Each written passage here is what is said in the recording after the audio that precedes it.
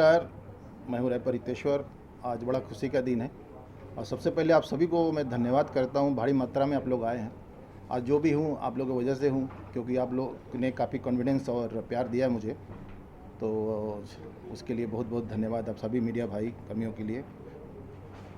आज मेरा song release हुआ है, जिसका गाने का टाइटल नाम है जब से भैलू जवान। गाना तो उसमें हम हमारे मेरे गाने में साथ दी हैं हमारी मित्र हैं, दोस्त हैं, अलीशा खान ने, जो कि टाइटल सॉन्ग गाई मेरे साथ ही इन्होंने गाया है। और इसमें काफ़ी सुंदर सुंदर 4 मॉडलें हैं, जिनका नाम है निकिता जी हैं और सोनिया जी हैं, शिवा शेख हैं और एक अंजलि जी हैं। तो इनकी बदौलत गाना नहीं बन पाता, तो उनको भी बहुत बहुत धन्यवाद देता हूँ मैं।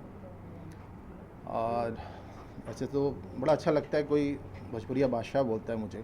आप ही लोगों ने ही मुझे नामकरण किया है भोजपुरिया बादशाह, तो ये भी एक बहुत बड़ा अचीवमेंट है और बहुत खुशी होती है। सर, सबसे बड़ी बात ये है, संजय भूषण पटियाला पहली बार प्रोड्यूसर बने हैं जी।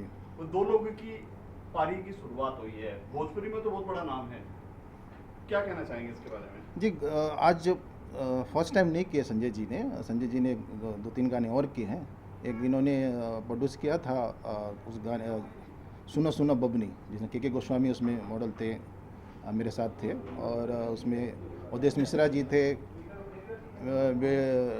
बेलू शंकर बेलू थे, भोजपुरी के जाने माने कलाकार हैं, बहुत बड़े बड़े लोग, ये लोग साथ में रहे हैं।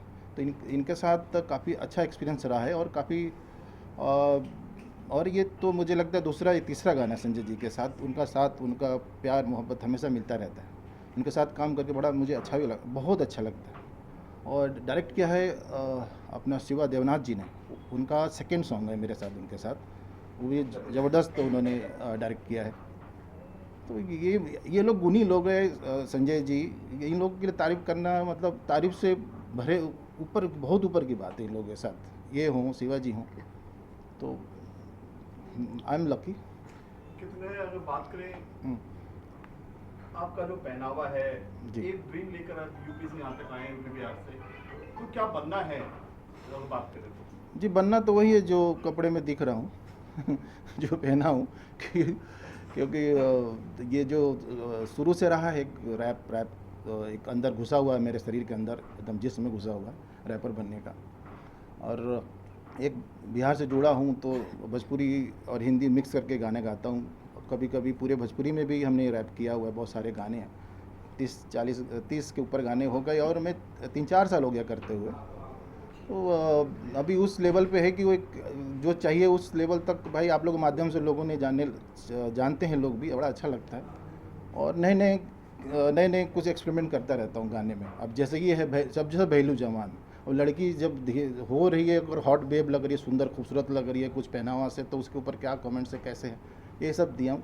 ये सब गाने हैं उसमें, काफ़ी इंटरेस्टिंग है। आप लोग जब हमारे ऑफिशियल चैनल है रैपर हितेश्वर का, वहाँ पे देखेंगे सुनेंगे, वीडियो ज़बरदस्त बना हुआ है, प्लीज़ आप लोग भी देखें वहाँ पे। बादशाह जी, अगर हम टाइटल की बात करें तो टाइटल यही क्यों रखा गया जब से भैलू जवान, इसके बारे में बताइएगा। अरे तो बच्चे के बाद लो जवाने ना होता है वो तो जवान जैसे हो रहा है, तो जवान मतलब खूबसूरत लग रहे हैं आप। तो लड़की जब भी आगे जवान हो रही है तो उसके ऊपर कमेंट्स के अच्छे वाले हैं, ख़राब नहीं, तारीफ़ किया जा रहा है लड़कियों को गाने के थ्रू। अगर पोस्टर में बात किया जाए और सामने बात किया जाए, दामाद जो है बहुत ही मतलब हैंडसम लग रहे हो, उसके पीछे क्या राज है? कुछ राज नहीं है इसमें, क्या है मतलब पहनावा है, पर्सनालिटी है, हो सकता है पर्सनालिटी ऐसे अच्छी हो मेरी, तो उसके हिसाब से मैं हैंडसम अच्छा लग रहा हूँ। और पहनावा ही सबसे बड़ी चीज़ होती है। देखिए अभी चश्मा देख लीजिए, ये सब देखिए, सब बड़े मेहनत से ढूंढ के लाया हूँ। आइडियल किसको मानते हैं इसमें? क्योंकि जो लुक है आपका रैपर का एक स्टाइल होता है, रैपर का चलने का, बात करने का, चश्मा, टोपी, चेन, हर चीज़ अलग होती है जी। तो आप किसको अपना आइडियल मानते हैं? आइडियल तो हमारे बादशाह ही रहे। बादशाह कहीं ना कहीं मुझे लग रहा हूँ, तभी लोग भी बोल रहे हैं, और मुझे उनका गाना बहुत पसंद भी है। सॉफ्ट रैप करते हैं बादशाह, और मैं उन्हीं को आइडियल मानता हूँ। मैम से कैसे मुलाकात हुई, कैसे इससे टाई अप हुआ? अब एक इवेंट में मैम से मुलाकात हुई, और ये खुद खूबसूरत मॉडल भी हैं, एक्टर भी हैं और सिंगर भी हैं। तो मौका मिला इनको हमारे साथ काम करने के लिए, तो इन्होंने टाइटल गाना गाया है, जब से भैलू जवान सबके करेलू परेशान, तोरे आगे पीछे डोले लौंडे बुढ़े जवान, इन्होंने गाया है। हालांकि उनका गाना गा दिया मैंने। अलीजा जी, कितना गाना किस तरह का है और जुड़ के कैसे जुड़े इनसे? एक्चुअली मैं संजय भूषण पटियाला को बहुत सालों से जानती हूँ, क्योंकि हम एक ही शहर से हैं। पर थोड़ा सा मेरा अलग ट्रैक रहा, थिएटर वगैरह और एक्टिंग, सिंगिंग, क्लासिकल में सीखती भी हूँ। तो एक दिन अचानक हम मिले थे, तो इन्होंने कहा कि गाना है तो थोड़ा तुम अगर गा सकोगी तो मेरे लिए थोड़ा सा भोजपुरी डिफ़िकल्ट था उस मतलब मुझे बोलने में थोड़ा सा होती है डिफ़िकल्टीज़, तो मुझे लगा पता नहीं मैं सही कर पाऊँगी कि नहीं। पर उसके बाद जब भी मैं स्टूडियो गई और मैंने लिरिक्स देखा, तो मैंने बहुत आसानी से आई थिंक मैंने गा दिया था, उतनी मुश्किल नहीं हुई। तो मुझे लगा कि मैं गा सकती हूँ आगे भी, मतलब भोजपुरी सॉन्ग। तो मुझे बहुत ही अच्छा लगा, और मतलब लिरिक्स भी काफ़ी अच्छा था, और इनका साथ था, इन्होंने बहुत अच्छे से मुझे बताया कि मतलब कैसे करना है, नहीं तो बहुत ही मुझे अच्छा लगा इनके साथ काम करके। नई शुरुआत है हितेश्वर जी भोजपुरी में रैप की अगर बात करें, तो आपको क्या लगता है ये रास्ता बहुत आसान है आपके लिए या कठिन है? क्योंकि भोजपुरी का नाम सुनते लोग साइड हो जाते हैं, भोजपुरी है, लेकिन आप इसकी छाप बनाएंगे, आप तन मन धन से लगे हुए। जब गांव से चले थे जी बहुत मुश्किल था, ट्रेनें में बहुत मुश्किल हुआ था, वहाँ से दिल्ली गया था, दिल्ली से बम्बे आया। जब इतना मुश्किल सफ़र हमने यहाँ तक पहुँचने में लगा लिया है, तो आदत सी पड़ गई ये सब स्ट्रगल करना, मेहनत करना। मेहनत से हम घबराते ही नहीं हैं, और कुछ अच्छा करना चाहते हर वक्त। तो तारीफ़ मिले तो और डर जाते हैं, अरे तारीफ़ हो रहा है तो डर सा अंदर घुस जाता है। तो मेहनत वाले लोग हैं, हमें क्या किसी से डरना, किसी कंपटीशन नहीं है। हर वक्त हर समय अच्छा सोचता हूँ कि कुछ नया करूँ, और ऐप में लोग कर भी रहे हैं। तो मेरा मकसद है कि भोजपुरी में कुछ किया जाए, भोजपुरी में करूँ, करता हूँ, करता रहूँगा भी। मैम, आपको जो है सर के साथ जो है काम करके कैसा एक्सपीरियंस ये रहा? बहुत अच्छा लगा, मतलब बहुत ही कूल माइंड के इंसान है। तो मुझे काफ़ी, मैं फर्स्ट टाइम इनसे मिली थी, तो ऐसा लगा नहीं है कि मैं पहले नहीं मिली हूँ, या किसी ऐसे कभी अनजान लोगों से आप मिलते हो थोड़ा ऑकवर्ड फील होती है, बट इनसे मिलके मुझे वैसा कुछ लगा नहीं, बहुत फैमिलियर टाइप के इंसान ही हैं। तो मतलब इस वजह से बहुत हमने इजी वे में हमने वो रिकॉर्डिंग बड़ा अच्छा कर लिया गाया था इन्होंने। बहुत अच्छे तरीके से, कोई भी मतलब कुछ नहीं हुआ था कि क्योंकि मेरे लिए थोड़ा सा डिफरेंट था, तो यही इसके लिए मैं बोल रही हूँ कि इन्होंने मतलब काफ़ी अच्छे से उस चीज़ को हैंडल किया था। हितेश्वर जी, पीछे कुछ सरलिन चोपड़ा का भी है क्या इस एल्बम में, है आपके साथ में या पोस्टर में है? ना नहीं जी, ऐसा कैसे डाल देंगे जी, लफड़ा हो जाएगा। वो हैं, चीफ गेस्ट हैं। कंट्रोवर्सी होती जब भी चीज़ें आगे बढ़ती है। अरे साहब ऐसा खैर आप चाहे लोग शाहरुख बोलते सलमान कोई भी हो नहीं। तो कंट्रोवर्सी हैं, होती वो आ रही हैं, रास्ते में हैं, जी। तभी डाला गया है नाम। नहीं तो बाप रे, आजकल क्या नहीं क्या कर देते हैं लोग, सू कर देते हैं, अंग्रेजी में बोलते हैं ना, पोस्टर में सू। बहुत छोटा शकल नजर आ रहा है, क्या चारों दबा दिया आपको मार के? अब अच्छी बात, मतलब खूबसूरत लड़कियां ने दवाई, इसलिए बड़ी गट्स फील हो रहा है, अच्छा लग रहा है हमें। गाने से क्या उम्मीद है आपको हितेश्वर भाई? अरे पूरा उम्मीद है साहब, गाना क्या बस गा दिया और अच्छा शूट हुआ है, अच्छी हमारे साथ खूबसूरत ये लोगों ने काफ़ी अच्छा मॉडल ने इन्होंने साथ दिया है मुझे, तो हमें अच्छा है, बी एक पॉजिटिव। लाइन हो जाए हाँ हाँ, कहाँ अच्छा। या जवानी सॉरी, जवानी तोहर चढ़ता हमरा के डसता, लाल लाल लिपस्टिक तोरा ऊपर जचता, जवानी तोहर चढ़ता हमरा के डसता, लाल लाल लिपस्टिक तोरा ऊपर जचता, जब से भैलू जवान सबके करेलू परेशान, तोरे आगे पीछे डोले लौंडे बूढ़े जवान, जब से भैलू जवान सबके करेलू परेशान, तोरे आगे पीछे डोले लौंडे बूढ़े जवान, सुन ले बेबी आती है तो आना, नहीं तो यहाँ से जाना, लड़कियों की लाइन है, ना ही अपने पास टाइम है। आप सुना है कि सोनू सूद को लेकर भी कुछ प्रोजेक्ट बना रहे हैं, खबर मिली है थोड़ा थोड़ा हमें कि कुछ उत्तर भारतीय आपके पास पहुंचे हैं कि वहाँ पे गाना बनाया जाए, कुछ ऐसा कुछ प्रोजेक्ट आपका है? खबर जी लगी है? हाँ, कुछ बहुत सारे तो हो रहे हैं, सोनू सूद के घर के नीचे खड़े रहते हैं लंबे कतार में लोग बहुत सारे, तो हमने एक बार निरीक्षण किया था, गया था, देखा अभी बहुत लोगों का तो वहाँ पे लाइन लगी हुई है, किसी का काम होता है, किसी का नहीं भी होता है। तो कुछ हमारे मित्र हैं, तो उन्होंने एक वीडियो दिखाया था, बताया था कि भाई यहाँ पे तो कुछ नेगेटिविटी भी बहुत सारे हैं, कि किसी का एक लेडीज़ है जो कि बोल रही थी कि अरे सोनू सूद आने के बाद तो बोल रही थी 4 दिन हो गया है, लेकिन 4 बार आ चुकी है, लेकिन मेरा कुछ काम हुआ ही नहीं। तो ऐसे लोग भी घूम रहे हैं कि जिनका बिल्कुल उनके काम हो नहीं रहा है, लेकिन होप पे खड़े हैं सोनू सूद के वहाँ पे। तो कुछ लाइनें क्या होंगी उसके बारे में बनाएंगे तो आप? हाँ, क्या लाइनें रहेगी कुछ? अरे ऐसा क्या, आप काहे कंट्रोवर्सी डलवा रहे हैं? आज मेरा गाना रिलीज हो रहा है तो देखते हैं, क्योंकि बहुत सारे लोगों का वो जस्टिस मिलता भी नहीं है ना, लोग ऐसे ही खड़े रहते हैं। और हमारे एक मित्र हैं वहाँ पे, वो सबको समोसा खिला रहे थे। बताइए अब क्रेडिट भी किसको जा रहा है? सोनू सूद को जा रहा है। समोसा खिला रहे हैं, वो चाय पिला रहे हैं, उन्हीं के नीचे जो भीड़ लगी हुई है सोनू सूद के घर के नीचे, पानी पिलाए उन्होंने सबको। लोग आए, देखिए सोनू सूद के यहाँ से क्या क्या, देखिए सबको गरीबों के लिए खाना हो रहा है, पानी हो रहा है। लेकिन एक्चुअल वहाँ पे जो हमारे मित्र हैं, पवन जी नाम है उनका, वो सबको खिला रहे थे। तो ये बहुत बड़ी बात है। बादशाह जी, नेक्स्ट प्रोजेक्ट क्या रहेगा और किस तरह से रहेगा? ऐसे ही रहेगा एकदम हॉट तरीके से, जैसे होता है, जैसे दिखता हूँ एकदम अच्छा रहेगा। नया साल में भी कर रहा हूँ मैं, अभी थोड़ा टाइम है, 10-15 दिन के अंदर एक हैप्पी न्यू ईयर के ऊपर एक गाना कर रहा हूँ। हाँ यार तू कौन सा? एक मिनट। पवन ये लाइव कर रहा है क्या? दिलीप सर, क्या कहना चाहेंगे? आपको म्यूजिक का बहुत अच्छा नॉलेज है, भोजपुरी का ये गाना है, आज लॉन्च हो रहा है, क्या कहना चाहेंगे? क्या शुभकामनाएं होंगी गाने के लिए?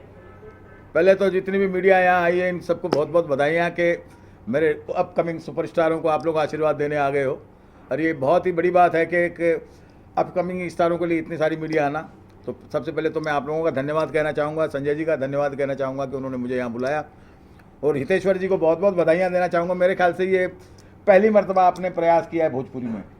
नहीं, 28-30 गाने हो गए हैं। मगर मैं तो आपका, क्योंकि जो हिट गाना आपसे सुना मैंने, तो वो आपका पहला ऐसा गाना है जो ब्लास्टर होगा, मतलब लोगों के जहन में हो जाएगा। तो मैं हितेश्वर जी को, अलीशा खान जी को, सोनिया जी को, निकिता जी को, ये जितने भी इसमें कलाकार लोग काम करें, इनको सबको बधाई देना चाहता हूँ। और मैं एक बात आप लोगों से ये कहना चाहता हूँ, एक संगीतकार होने के नाते जब कभी भी कोई म्यूज़िक की बात आती है तो बड़ा अच्छा लगता है। और इन बच्चों ने बहुत अच्छी कोशिश की, और मुझे उम्मीद है कि ये 2022 का ही नहीं, 2023 का ही नहीं, मतलब ये पूरे जब तक ये सृष्टि चलती रहेगी, म्यूज़िक हिट रहेगा इनका। और ये बार बार जो भी कोशिश करेंगे अच्छी करेंगे। तो मैं चाहूँगा कि आप लोग, जो भी लोग मुझे देख रहे हैं इस वीडियो में, वो इस गाने को सब्सक्राइब करें, सुने और औरों को भी सुनाएं। यही मेरी इन लोगों के लिए बहुत बहुत दुआएं हैं, आशीर्वाद हैं। सर, रैप के इस दौर को कैसे देखते हैं आप? किस तरीके से, कंट्री साइड में पूछ रहे हो या कामयाबी के लिए पूछ रहे हो? मतलब जैसे देखो, ऐसा मैं आपको सबसे पहले तो एक बात ये बताना चाहता हूँ कि रैप जो साउंड है या जो स्टाइल है, ये आज के ज़माने का नहीं है। आज से 10,000, 20,000, 50,000 साल पुराना है। वो मैं अभी आपको एग्जांपल भी देना चाहता हूँ क्योंकि मैं बेसिकली डांस मास्टर हूँ। तो मैं आपको बताता हूँ कि रैप पैदा कहाँ से हुआ। लोग बोलते हैं ना कि संगीत, ये रैप बाहर गाँव से आया, कहीं से नहीं आया, ये हमारे अपने छंद हैं। और मैं आपको शिव तांडव तो आपने सुना हुआ, ये जटा कटा है संबर में ब्रह्मंडलिम पनिरजरी विलोल विचर, इसी तरीके से एक हनुमान तांडव है। तो अब उसी से रैपर बना है, हनुमंत की लपेट दल गुरु की चपेट दल दुत को तपेट चरपेट चाकर नान बजे न कचरा दत होत खटाखट गिरी से न फटाफट पटी पटी बारी कभी को किल लकार खिल्ले जो हो जिल लकार पड़ी भेड़ पिल लकार कटे राक सनीता तह तेज को कुमार करी को बिस्मार वीर लखन कुमार झुकी जारी की रवा तूने मुझे जाना नहीं, तूने मुझे जाना नहीं, कहीं पहचाना नहीं, चल मेरे घर पर आ जा, चाय भी पिलाऊंगा, पानी भी पिलाऊंगा, जब चौपाटी पे ले जाके तो रोज़ घुमाऊंगा। तो कोई भी शब्द इसमें डाल सकते हैं हम। तो रैप जो ये इस तरीके के जो रैपर टाइप के गाना गाते हैं इन लोग, तो ये कोई बाहर के नहीं है, ये हमारे हिंदुस्तान का ही संगीत है। बट इसमें फोड़पना नहीं होना चाहिए, क्योंकि आपको पता है इससे पहले भी मैंने किसी के लिए कहा था। हालांकि मेरे को किसी से कोई दुश्मनी या कुछ नहीं है, क्योंकि मैं एक संगीतकार हूँ। तो संगीतकार होने के नाते मेरा यही मानना है कि आप कुछ भी करिए, मगर अपनी सभ्यता को, अपनी संस्कृति को मत भूलिए। शब्द ऐसे गाएं और ऐसे चॉइस करें कि आप अपने परिवार के साथ बैठ के वो गाना सुन सकें और भी उसको देख के प्रशंसा करें लोग। और उस तरीके से जैसे दूसरों को, अब जैसे इन्होंने बादशाह की बात कही, मैं ये मानता हूँ कि हनी के बाद में अगर कोई प्यारा सा का अगर सिंगर आया है तो बादशाह जी हैं, क्योंकि बादशाह जी के गाने में आपको कहीं वल्गरिटी नहीं मिलेगी। वो हमेशा साफ़ सुथरा गाना बजाते, बड़ी बीट भी बड़ी प्यारी बीट में वो करते हैं। तो अगर ये उनको फॉलो करके करने, तो मुझे लगता है कि भविष्य इनका बहुत उज्जवल है। जिस तरीके से बादशाह ने आज अपना एक मुकाम बनाया है इंडस्ट्री में, वैसे ये दोनों भी अपने इस इंडस्ट्री में मुकाम बनाएंगे। और इस सबको ये मेरी दुआ है इनको। सोनिया जी, आपसे जानना चाहूँगा, जब इस तरह के लेजेंड कलाकार आपकी तारीफ करते हैं तो आपको लगता है कि एक कॉन्फिडेंस बढ़ता है एज एन आर्टिस्ट? तो first of all thank you so much कि आप सब लोगों ने हमारे लिए टाइम निकाला। और मैं हूँ सोनिया प्रजापत। जैसा कि आप बोल रहे हैं कि लेजेंड के साथ और जब हमारे लिए कुछ तारीफ़ें करते हैं ये, तो डेफिनेटली बहुत प्राउड फील होता है और हमें आगे बढ़ने का प्रोत्साहन मिलता है। यही लोग होते हैं जो हमें आगे बढ़ने के लिए हमें प्रोत्साहित करते हैं बेशक। और कॉन्फिडेंट यहीं से आता है। अगर कोई बड़ा कलाकार आपको अप्रिशिएट कर रहा है, आपको मोटिवेट कर रहा है कि आप अच्छा कर रहे हो, और इसी से एक आर्टिस्ट को एज ए आर्टिस्ट मैं अपना फीलिंग बताना चाहूँगी कि मुझे बहुत अच्छा लगता है जब कोई मेरी एक्टिंग को या मेरे किसी भी मेरे टैलेंट को कोई सराहता है, तो मुझे बहुत प्रशंसा होती है और मुझे आगे बढ़ने के लिए मुझे बहुत शक्ति मिलती है। एक तरीके से कहा जाए Good. तो कॉन्फिडेंट मिलता है। Good. तो या आई एम सो प्राउड और आई एम सो ब्लेस्ड कि मैं आज यहाँ पे हूँ आप सब लोगों के सामने, और thank you so much. Sir के साथ काम करने का एक्सपीरियंस कैसा रहा? बिल्कुल, हितेश्वर बहुत टैलेंटेड इंसान है और मैंने इनके साथ फर्स्ट सॉन्ग किया है ये, जो कि रैप सॉन्ग है, और सुनने के बाद मुझे काफ़ी ये लाइक बहुत अच्छा लगा। बहुत अच्छा सॉन्ग है, शूट बहुत अच्छा हुआ है और हमने मस्ती मस्ती में पूरा शूट निपटा दिया। और आई एम सो ब्लेस्ड कि ऐसे कलाकारों के साथ मुझे काम करने का मौका मिला है। और हमारे संजय जी और शिवनाथ जी बहुत अच्छे लोग हैं जिनके साथ मैं जुड़ी हूँ, और भगवान से यही दुआ करती हूँ कि हम लोग ऐसे ही काम करते रहे और आगे बढ़ते रहे। Thank you thank you thank you. मगर एक बात मैं आप लोगों से कहना चाहूँगा, खास करके संजय भूषण जी के लिए, ये जिस दिन से मेरी इनकी मुलाकात होगी, बरसों हो गए हम लोगों को साथ में काम करते हुए, और इन्होंने जिस चीज़ को प्रमोट किया है या जिसके साथ जुड़े हैं वो हमेशा हिट रही है। वो चाहे फिल्म हो, चाहे कोई ऐड हो या कुछ भी हो। तो मुझे फुल उम्मीद है कि जब से भैले जवान, ये भवलू जवान, तो अब हम जब से भवलू जवान ये एल्बम बहुत चलेगा, तो इसके लिए मैं संजय जी को भी बहुत बहुत बधाइयाँ देना चाहता हूँ। Thank you. Thank you sir. क्या बात है? चाहेंगे इस गाने के बारे में, हितेश्वर जी के बारे में और संजय भूषण साथ में आपके डायरेक्टर जो शिवा देवनाथ के बारे में। निकिता जी आप बोलिए। नमस्कार, मैं निकिता शर्मा राजपुरोहित। आज हमारा पोस्टर लॉन्च है यहाँ पे फर्स्ट, एंड मैं बहुत खुश हूँ। एंड सर हमारे साथ है, एंड रैप उन्होंने किया हितेश जी ने। हैप्पी आज के हम यहाँ पे, आप सब लोग यहाँ पे हमारे लिए हैं, उसके लिए thank you so much. Shiva ji आप बताइए। सबसे पहले मैं नमस्कार करना चाहूँगी सारे टेक्नीशियन टीम का, और मैं ये कहना चाहती हूँ संजय भूषण जी का शुक्रिया अदा करना चाहती हूँ। उन्होंने मुझे यहाँ पर बुलाया और कास्ट किया, और शिवा देवनाथ जी ने मुझे बहुत ही अच्छा कोऑपरेट किया, और मैं फ़र्स्ट टाइम रैपर सॉन्ग की हूँ। और हितेश्वर जी के साथ काम करके मुझे बहुत अच्छा लगा, बहुत मज़ा आया। ज़रा भी मुझे डर नहीं लगा, ऐसा लग रहा था कि मैं जाऊँगी पता नहीं कैसे कर पाऊँगी, बट मुझे बहुत अच्छा लगा। और बस मैं उनका शुक्रिया अदा करना चाहती हूँ। बस मैं ये चाहती हूँ ये गाना बहुत ही आगे जाए और खूब तरक्की हो। सर आप बताइए क्या कहना चाहेंगे नसनाओं के? बिल्कुल बिल्कुल, निकिता जी को, शिवा जी को मैं बहुत बहुत बधाइयाँ देना चाहता हूँ। और सबसे बड़ी खुशी की बात तो यह है कि आज यंग जनरेशन में जो गाने की जो लालसा जागी है। लेकिन आप भी यंग लग रहा है। क्या बात कर रहे हो यार, ये तो कमाल हो गया। मैं तो ये तो इनका रिफ्लेक्शन मुझ में आ रहा है, क्योंकि इसमें इसीलिए तो मैं बाबा बन के हर जगह आ जाता हूँ कि लोग बाग मुझ पर शक ना करें। मगर बहुत अच्छा हुआ, ये लोग जो मेहनत कर रहे हैं नए बच्चे, आज मैं समझता हूँ युग जो आ रहा है संगीत का या म्यूज़िक का, क्योंकि अभी देखिए फिल्म में तो जल्दी से किसी को ब्रेक मिलता नहीं है, या दूसरी फिल्मों में और कहीं मिलता नहीं, मगर इस बहाने अगर जो मिलता है ब्रेक, और उसमें जो काम करने का, लोगों को अपनी कला दिखाने का जो मौका मिलता है, तो उसके लिए मैं पूरी टीम को बहुत बहुत बधाइयाँ दूंगा। और निकिता जी और शिवा जी को भी बहुत बहुत बधाइयाँ दूंगा कि जो सपना लेके इस एल्बम से ये आगे चल रही हैं, ईश्वर अल्लाह भोलेनाथ इनकी वो कामना पूरी करें। लेकिन सर आज के समय में एक जो सबसे बड़ी विडंबना ये है कि म्यूजिक जो है लंबा नहीं चलता। जैसे आपके गाने हैं, जिद्दी के गाने हो या अफलातून के, अभी भी सुनते हैं लोग। जी हाँ। आज के गाने का लॉन्गेटिविटी जिसको कहते हैं, लंबाई जो होता नहीं है।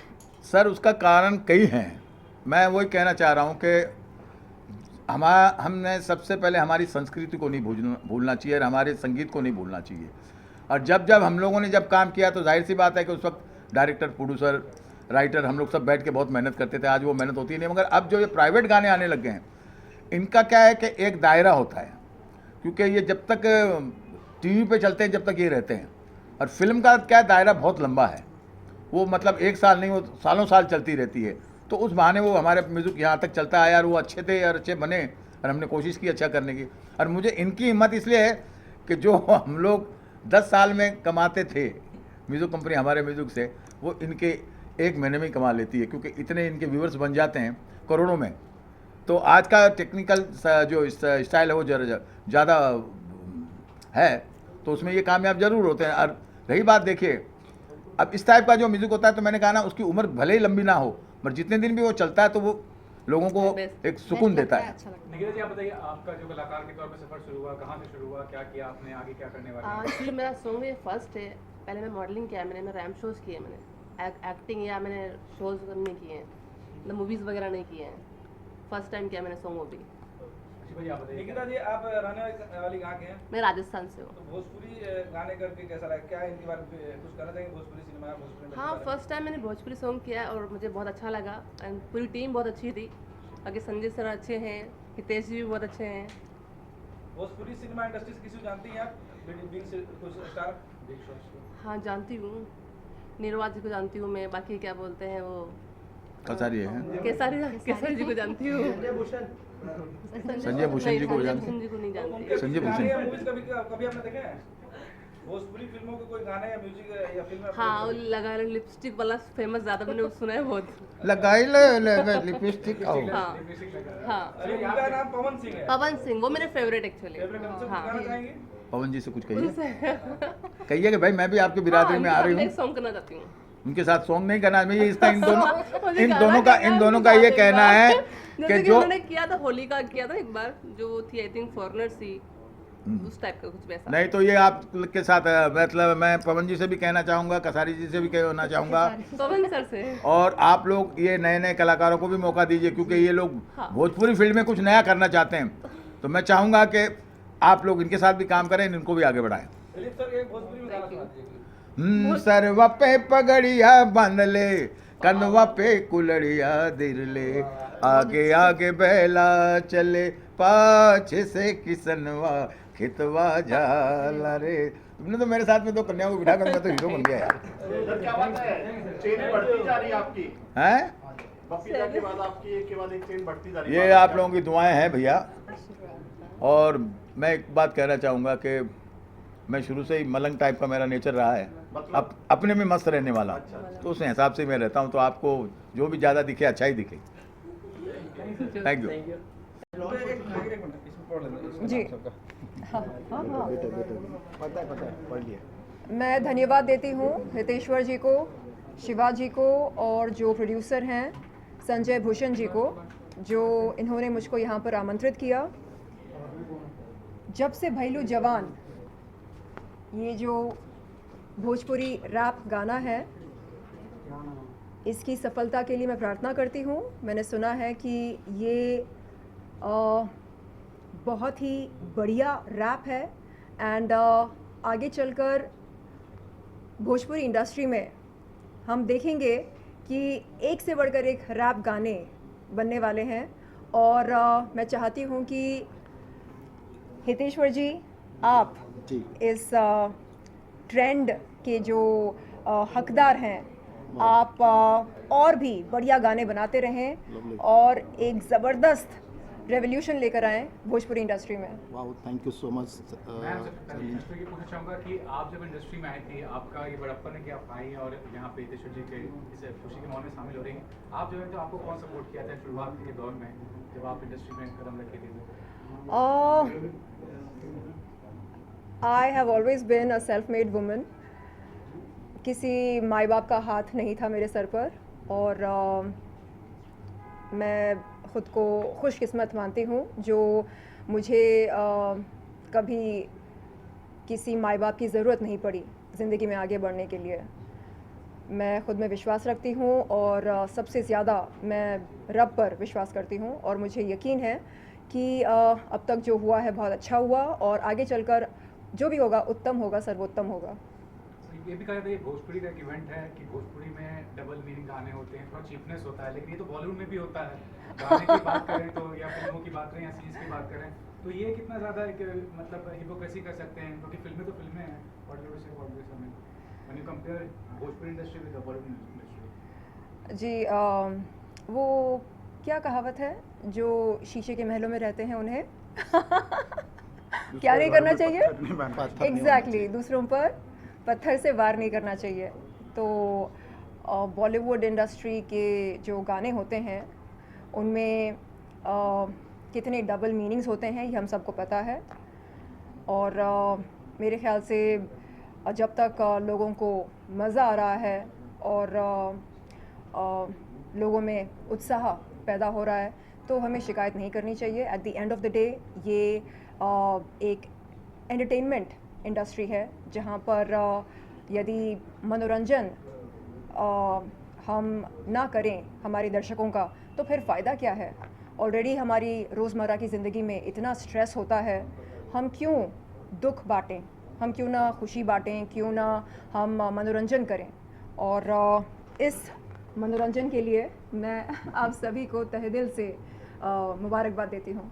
मैम वन मोर थिंग, आज के दौर में सोशल मीडिया बहुत पावरफुल मीडियम है जी, लेकिन जो सेलिब्रिटीज कम्युनिटी की बात करें तो कितना ज़्यादा कॉशियस होना चाहिए जब आप कुछ करते लिखते हैं या कुछ आप संदेश देना चाहते जी। हैं। क्योंकि हाल ही में आपको पता है रीचा चड्ढा ने जो एक जी, जी। comment किया, मतलब baseless बहुत ही है। शर्मनाक। तो क्या कहना चाहेंगे कि कितना गैर जरूरी था ये चीज़ करना, वो भी सोल्जर्स के बारे में जो इतना ज़्यादा एफर्ट पुट करते हैं हम सुरक्षित हैं उनकी जी, वजह से। देखिए मनोरंजन की अपनी एक जगह होती है।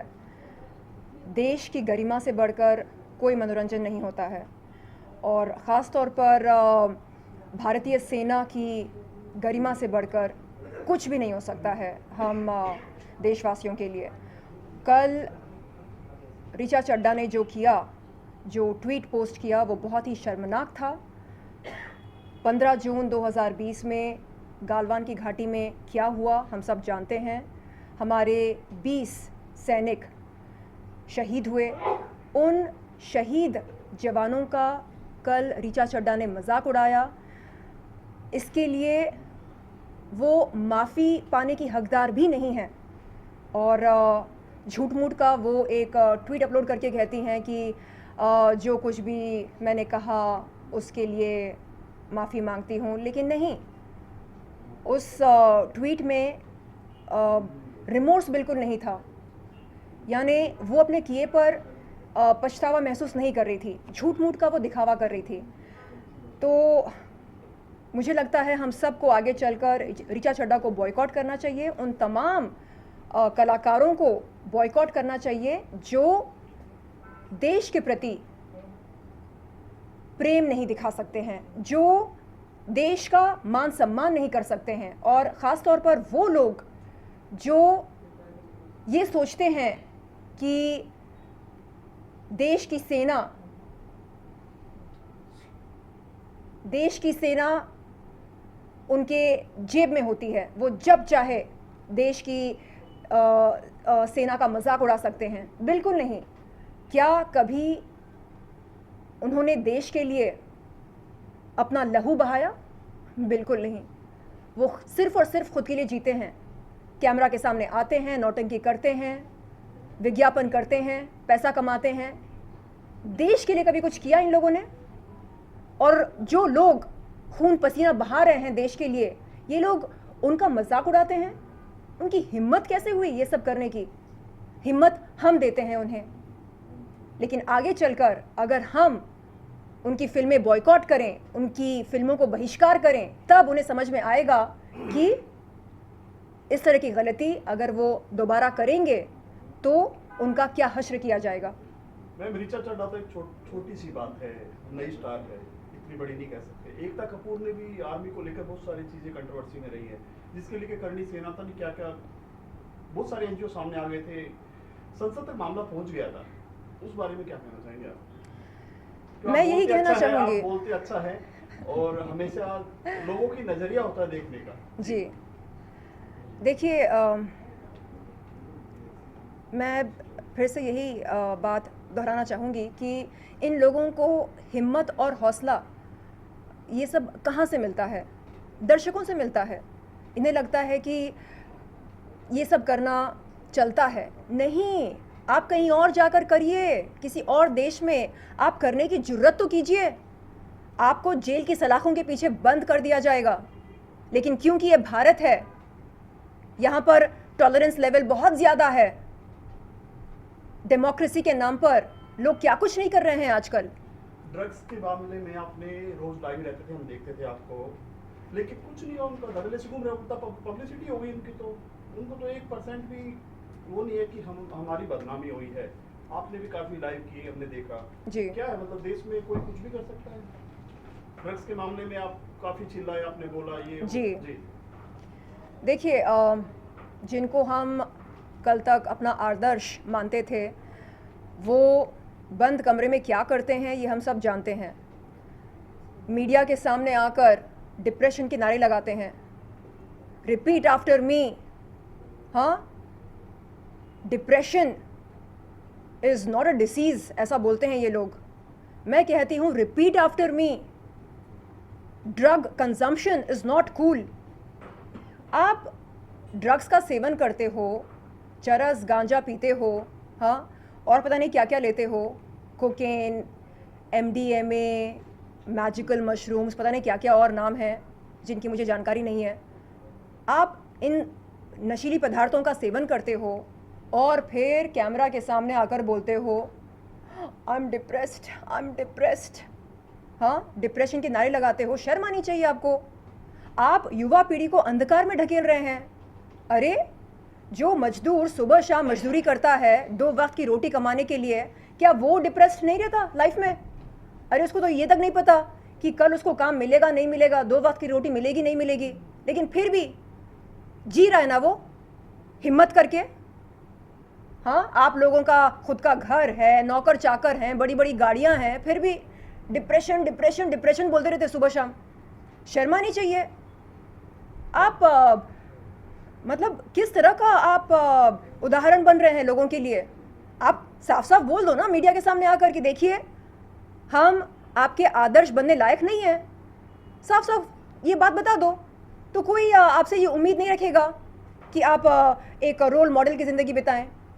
जो मन चाह करें, आप नशा करना चाह रहे करो, लेकिन बोल दो, अपने फैंस को बोलो कि देखो, मैं आपके आदर्श बनने लायक नहीं हूँ, तो प्लीज़ कृपया मुझे आदर्श मत मानो। मैम, श्रद्धा मरल केस को लेकर क्या कहना चाहेंगी? देखिए, कल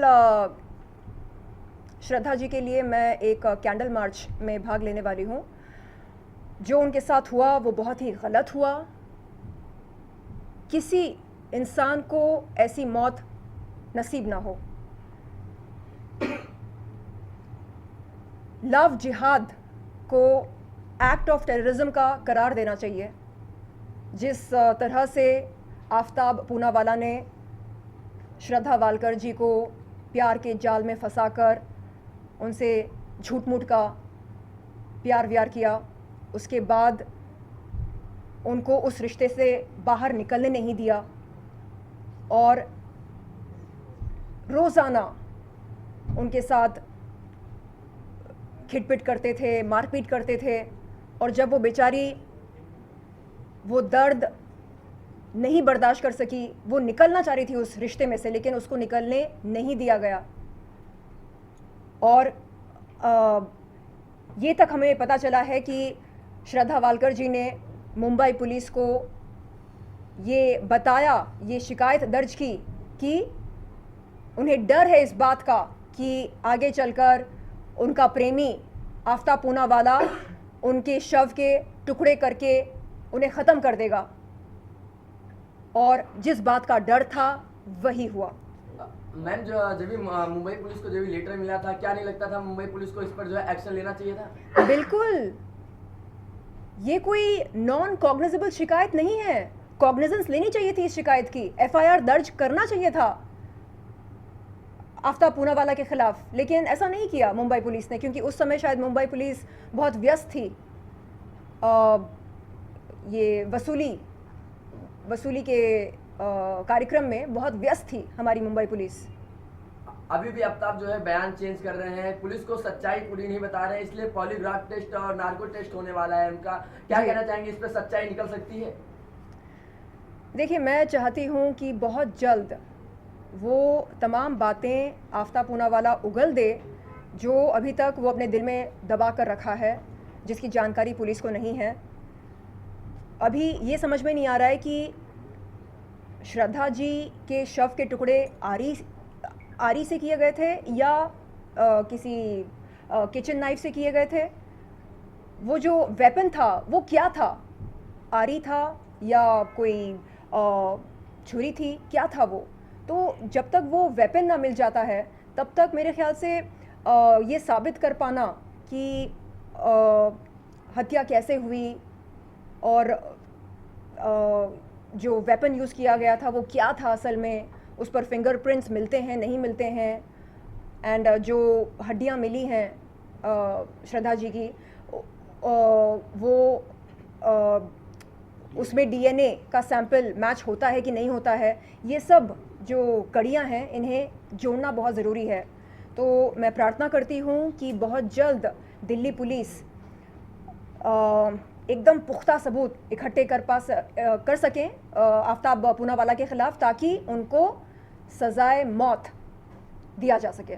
22 तारीख को खुद जो है आफ्ताब ने जो है खुद जो है कबूला, हाँ मैंने मर्डर किया था गुस्से में आके। क्या लगता है गुस्से में कुछ भी कर सकते हैं? नहीं, गुस्से में आकर कोई किसी इंसान के 35 टुकड़े नहीं कर सकता है। ये एक सोची समझी सुनियोजित साजिश के तहत अपराध किया है और ये हम सब समझते हैं, जानते हैं। पुलिस भी इस बात से मतलब पुलिस को ये जानकारी है कि हाँ ये एकदम गुस्से में आकर करने वाली कोई हरकत नहीं है। बहुत ही इत्मीनान से उसने किया था और उसने ये भी कहा कि बीच बीच में ब्रेक लेकर वो फिल्में भी देखता था। जी शिवा भाई, आप क्या कहेंगे? आप निर्देशक हैं इसके, और हितेश जी के बारे में जिनका ये एल्बम है, और शर्लिन मैम जो आई है इतना बहुमूल्य समय निकाल के। शर्लिन जी को बहुत बहुत शुक्रिया, बधाई की, और आपको शुक्रिया मेरी तरफ से कि आप मेरा एल्बम के लिए आए हैं। और दूसरी बात कि फर्स्ट टाइम मैं तो एक जर्नलिस्ट हूँ, फर्स्ट टाइम एक गाना मैंने कोरियोग्राफी किया और डायरेक्शन भी किया। अभी देखते हैं आगे कितना मतलब दर्शक कितना उसको पसंद कर पाए। और हितेश सर जी का 2 गाना हमने बनाया है, अभी पहले भी एक गाना बनाया था, फिर दूसरा गाना है। अभी अगर दर्शकों को इसको अच्छा लगे, हमारा कोरियोग्राफी या तो गाना अच्छा लगे, तो ऐसा बनते रहेगा। मैम लास्टली ये जानना चाहूँगा कि एक्चुअली ये राइट प्लेटफॉर्म नहीं है, लेकिन 5 डेज बिफोर क्या चार्जशीट दायर हुई है राज कुंद्रा आपके और पूनम पांडे के खिलाफ ऑप्शन को सेपरेट करने के लिए? देखिए, जहाँ तक मुझे जानकारी है, एक चार्जशीट मुंबई पुलिस ने दाखिल की और उसमें एग्जैक्टली क्या लिखा है, किसको आरोपी बताया है, किसको विक्टिम बताया है, ये मालूम करना बहुत ज़रूरी है। उसके बाद हम यानी मेरी लीगल टीम डिस्चार्ज अपील के लिए फाइल करेगी। मैम अगर बात करें, आज आए हैं आप भोजपुरी में पवन सिंह के साथ काम करने के लिए काफ़ी सुना जा रहा है कि फिल्म करना चाहते हैं, क्या कहना चाहोगे उस बारे में? खबर है ये? ऐसा कुछ नहीं है, बट यस, अगर कोई अच्छा ऑफर मिलता है देन व्हाई नॉट। मेरे ख्याल से कोई इंडस्ट्री किसी से छोटा या बड़ा नहीं है, और मैं काम का सम्मान करती हूँ। अगर कोई अच्छा किरदार मिले, मैं उसे बखूबी करना चाहूँगी। आपकी नज़र में भोजपुरी में कौन है जो एक ड्रीम हो कि उसके साथ काम करना है? बड़े बजट की फिल्में भोजपुरी में भी, ऐसा नहीं है छोटी बजट। भोजपुरी निरुआ जी और रवि किशन तो अब नहीं कर रहे हैं ना? क्या कर रहे हैं? करते हैं बीच-बीच। अच्छा, बीच बीच में करते हैं जब समय मिलता हो। तो अभी आजकल कौन चल रहे हैं वहाँ पर? पवन जी और केसरी लाल। अच्छा, केसरी लाल, ओके। हाँ, तो पवन जी, केसरी लाल जी, इस माध्यम से मैं आपको ये संदेश देती हूँ कि हम इंतज़ार कर रहे हैं। अगला गाना क्या तीसरों के साथ आप करेंगे? अरे व्हाई नॉट। आज जब मुझे व्हाट्सएप पर इनका गाना मिला, तो सुनते सुनते मैं ये बोल सीखने की कोशिश कर रही थी। क्या है? जब से भैलू जवान सबके करेलू परेशान, तोरे आगे पीछे डोले लौंडे बुढ़े जवान। थोड़ा बोलिए। जब से भैलू जवान सबके करेलू परेशान, तोरे आगे पीछे डोले लौंडे बुढ़े जवान, तोरे आगे पीछे डोले लौंडे बुढ़े तोरे आगे पीछे डोले लौंडे बुढ़े जवान। बुढ़े जवान। अच्छा, अभी बिग बॉस आप देखते हैं अभी? नहीं, क्योंकि उसमें मेरा आरोपी भाग लिया है और उसकी शक्ल मुझे नहीं देखनी है। मी टू आरोपी साजिद खान। तो उसकी शक्ल अवॉइड करने के लिए मैं बिग बॉस सीज़न 16 नहीं देख रही हूँ। जिस दिन वो बेदखल हो जाएंगे उस दिन मैं देखना शुरू करूँगी। जी, तो ये कितनी सच्चाई इसमें या क्या है? कुछ लोग बोलते हैं नहीं कंट्रोवर्सी है, कुछ क्या है, तो कि बिग बॉस से आते आपका निशाना रहेगा? देखिए बिग बॉस से कब आ रहा है? मैं बताती हूँ आपको, अगर एक लड़की किसी पर आरोप लगाती है, यौन शोषण का आरोप, बलात्कार का आरोप, तो उसके लगाए आरोपों की जांच पड़ताल कौन करेगा? ऑप्शन ए राखी सावंत करेगी, ऑप्शन बी पुलिस करेगी, ऑप्शन सी न्यायालय करेगी। मेरे ख्याल से सबसे पहले पुलिस को जांच पड़ताल करनी चाहिए पीड़ित महिला की आरोपों की। उसके बाद वो एक निष्पक्ष जांच करने के बाद फैसला लें कि एफआईआर दर्ज करना लाजमी है या नहीं। ऐसे में अगर कीड़े मकोड़े बीच में आकर नौटंकी करना शुरू करें, ये बोलना शुरू करें, मैं वही बोल रही हूँ, नहीं मैं वही बोल रही हूँ। ऐसे में अगर कुछ लोग बीच में ज़बरदस्ती टांग अड़ाकर कहने लगे कि अरे ये आरोपी तो मेरा भाई है, ये तो मेरा ये है, ये तो मेरा वो है, तो हम इसका क्या मतलब निकालें? न्याय ये गुहार लगाना हर किसी का संवैधानिक हक है। मैंने पुलिस से कहा कि देखो साजिद खान ने मेरा यौन शोषण किया। अब पुलिस की जिम्मेदारी बनती है कि वो मेरे आरोपों की जांच पड़ताल करे। ऐसे में जो लड़की मीटू आरोपी साजिद खान को अपना भाई मानती है, वो बीच में टांग अड़ाकर बोलती है नहीं। कौन है वो लड़की? आप सबको पता है। अरे जो लड़की आजकल जी आपने बयान दिया, लेकिन सबने ऋचा चड्ढा के ऊपर पूरे आर्मी को अपमान किया, लेकिन राखी का अभी तक एक स्टेटमेंट नहीं आया ऋचा चड्ढा के खिलाफ। क्या कहेंगे? उसको पता भी है कि ऋचा चड्ढा ने किया क्या?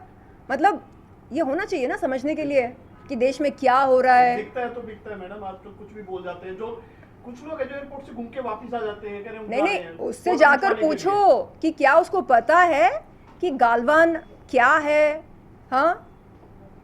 2020 में गालवान में क्या हुआ था, इस बात की जानकारी है या नहीं? या 24 घंटे ये नकली बाल, एक्सटेंशंस, लेकिन वो टाइम वही है, चर्बी की दुकान। आप मानते हो वही चीजें चलती हैं आजकल? कुछ लोग हैं कपड़े निकाल कर रोड के ऊपर चलते हैं, एयरपोर्ट जाके घूम के वापस आ जाएंगे। हम नाम लेना नहीं चाहेंगे तो पब्लिसिटी हो जाएगी। जी एयरपोर्ट देखिए फ्लाइट में नहीं बैठे वो क्या कहना चाहेंगे? फ्लाइट में नहीं बैठते लेकिन एयरपोर्ट घूम कर आ जाते हैं।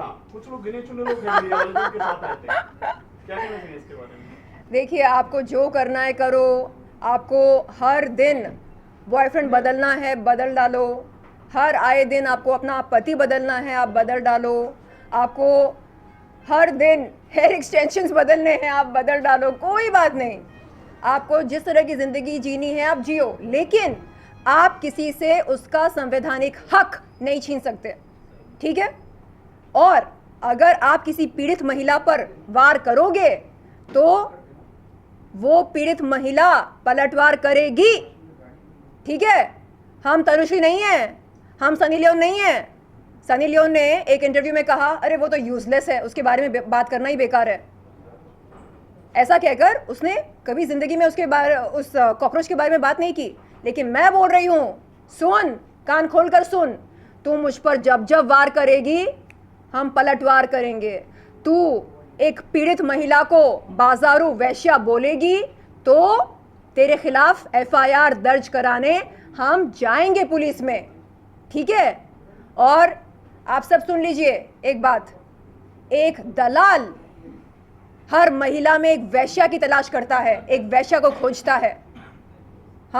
तो अगर किसी महिला को वैश्या बोलना हो तो वो समझ ले कि वो कौन है, क्योंकि ऐसी हरकत एक दलाल ही करता है। अगला स्टेप क्या है आपका? आखिरी सवाल, अगला स्टेप क्या है? पुलिस ने आपकी सुनी आपकी? जी देखिए, जब मैं अम्बोली पुलिस गई थी, अम्बोली पुलिस ने कहा कि ये बंदी बहुत ही गंदी बातें आपके ख़िलाफ़ बक रही है। मैंने कहा सर आप प्लीज़ अलीबाग पुलिस में ज़रा कॉल करके पता लगाइए ना कि क्या ऐसी घटना कभी घटी या नहीं। मीडिया के सामने आकर बोलती है सुनो सुनो सुनो, मैंने अलीबाग पुलिस ने शर्लिन चोपड़ा को रंगे हाथ पकड़ लिया, पता है क्या करते हुए, वैश्य व्यवसाय करते हुए पकड़ लिया। तो अलीबाग पुलिस को अंबोली पुलिस ने कॉल करके पूछा कि बताइए इस बात में कोई सच्चाई है कि नहीं। अलीबाग पुलिस ने कहा कि हमारे पास तो इस तरह की कोई एफआईआर है ही नहीं जिसमें शर्लिन चोपड़ा का नाम दर्ज हो बतौर आरोपी, ऐसी कोई एफआईआर है ही नहीं। तो वहीं पर दूध का दूध पानी का पानी हो गया। आप अनुमान लगा सकते हैं कि ये लड़की सुबह शाम अपनी काल्पनिक दुनिया में जीती है। हाँ शर्लिन जी, आपको भविष्य में राजनीति में पॉलिटिक्स में आने का विचार है? क्योंकि आप काफ़ी अच्छा बोल लेती हैं। मुझे लगता है कि काफ़ी आप ऊंचाई पे जाएंगी अगर पॉलिटिक्स में आती हैं। आपका मैं भी दिल्ली से हूँ और रात दिन मैं अच्छे अच्छे नेताओं के साथ रहता हूँ, तो वो सब कला है आपके अंदर जो काफ़ी अच्छा आप कर सकती हैं। आप बताइए क्या आपका विचार है? धन्यवाद जो आपने इतना अच्छा सोचा मेरे बारे में जी। मैं चाहूँगी कि बहुत जल्द किसी ना किसी पार्टी के साथ जुड़कर देश की राजनीति का हिस्सा बनूं और राजनीति के बाहर रहकर दोष देना बहुत आसान होता है, अरे सरकार ये नहीं कर रही है, वो नहीं कर रही है, ऐसा वैसा। लेकिन राजनीति के अंदर जाकर राजनीति का हिस्सा बनकर देश के लिए कुछ करना और समाज के लिए कुछ भला करना, ये मेरे ख्याल से अब ये मेरे जीवन का लक्ष्य बन चुका है। हमारे बिहार में एक पार्टी है लोक जनशक्ति पार्टी जी, जिसके अध्यक्ष हैं चिराग पासवान जी, स्वर्गीय राम विलास पासवान जी के सुपुत्र हैं जी, और लोकसभा मेंबर हैं जी। क्या आप उनके पार्टी से जुड़ना चाहेंगे? क्योंकि बिहार में आज की डेट में काफी उनका डिमांड है और आने वाले समय में हो सकता है बिहार के मुख्यमंत्री भी बने। अच्छा। और एक वो अभी पहले वो अभिनेता भी थे। अच्छा, उनकी पार्टी में कितने एमएलएज हैं? काफी सारे हैं और काफी अच्छा पार्टी उभर के आ रही है। तो ये मैसेज मैं उनको दूंगा। आपका कुछ है बिहार की राजनीति में या देश की राजनीति में जुड़ने का? जी, मेरे कई दोस्त ऐसा कहते हैं कि मुझे राजनीति का, क्योंकि ये मैसेज है ना जी जी, वो दिल्ली के लगभग हर पॉलिटिकल पार्टी के पास। ओके, तो जी मेरे दोस्त भी कहते हैं कि मैं राजनीति का हिस्सा बनूं और मैं बहुत जल्द बनना चाहूँगी और देश के लिए कुछ अच्छा करना चाहूँगी, ख़ास तौर पर पीड़ित महिलाओं के लिए, उनके लिए मैं आवाज़ उठाना चाहूँगी। और coming back to the event, Hitesh ji मन ही मन सोच रहे हैं, हे भगवान बात कर लो मेरे प्रोजेक्ट के बारे में।